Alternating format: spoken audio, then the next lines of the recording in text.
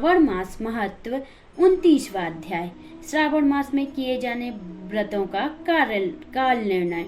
ईश्वर बोले, हे सनत कुमार, अब मैं पूर्व में कहे गए व्रत कर्मों के समय के विषय में बताऊंगा। हे महामुने, किस समय कौन सा कृत्य करना चाहिए उसे सुनिए। श्रावण मास में कौन सी तिथि किस विहित काल में ग्रहण के योग्य होती है और उन तिथि में पूजा जागरण आदि से संबंधित मुख्य समय क्या है। उन व्रतों के वर्णन के समय कुछ व्रतों का समय तो पूर्व के अध्ययनों में बता दिया गया है। नक्त व्रत का समय ही विशेष रूप से उन व्रतों तथा कर्मों के लिए उचित बताया गया है।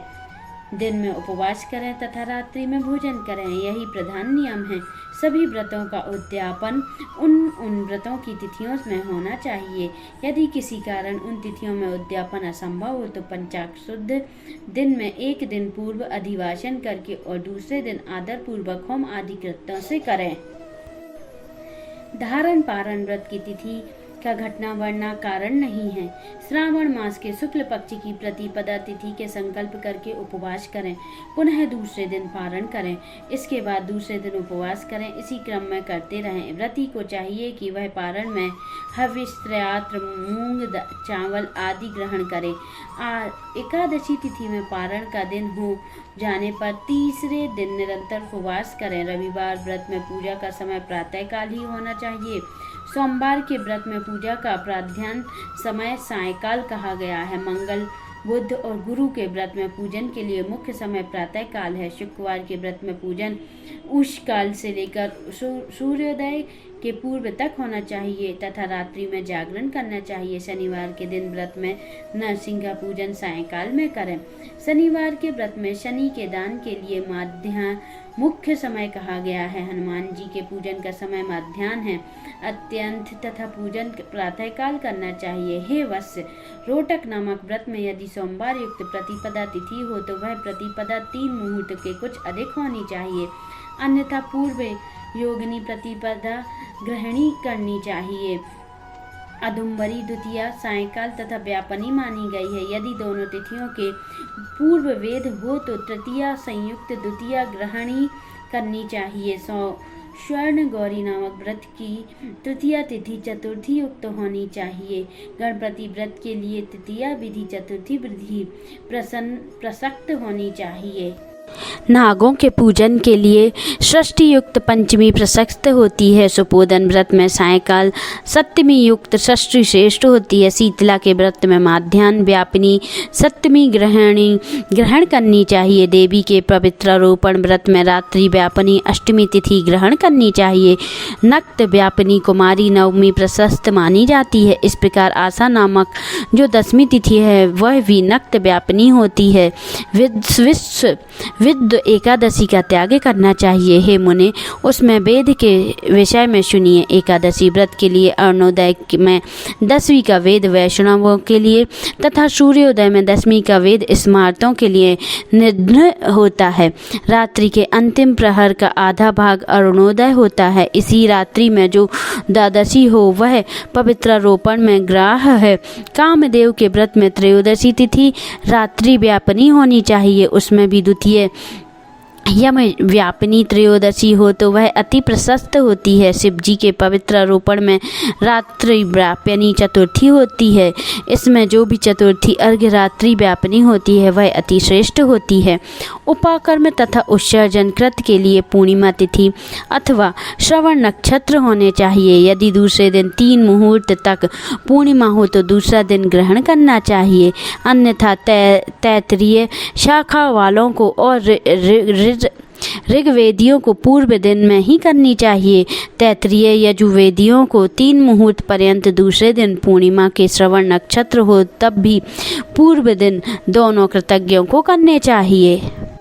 यदि पूर्णिमा तथा श्रावण दोनों का पूर्व दिन एक ही मुहूर्त के अंतर्गत योग हो तो दूसरे दिन 2 मुहूर्त के भीतर दोनों समाप्त हो गए हों तो पूर्व दिन ही दोनों कर्म होने चाहिए। यदि हस्त नक्षत्र दोनों दिन अपरह काल व्यापी हो तब भी दोनों कृत्य पूर्व दिन में ही संपन्न होने चाहिए। श्रावण कर्म में उपाकर्म प्रयोग के अंत में दीपक का काल माना गया है और सर्व बलि के लिए भी वही काल बताया गया है। पर्व के दिन दिन में अथवा रात्रि में अपने अपने ग्रह सूत्रों के अनुसार जब भी इच्छा हो इसे करना चाहिए। इस दीपदान तथा सर्व बलिदान कर्म के अस्तकाल व्यापिनी पूर्णिमा प्रशस्त है।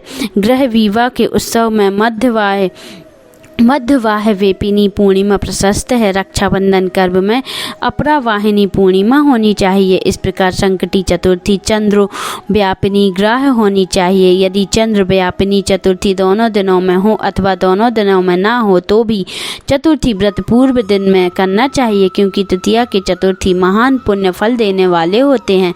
अतः हे वैश्य व्रतियों को चाहिए कि गणेश जी को प्रसन्न करने वाले इस व्रत को करें।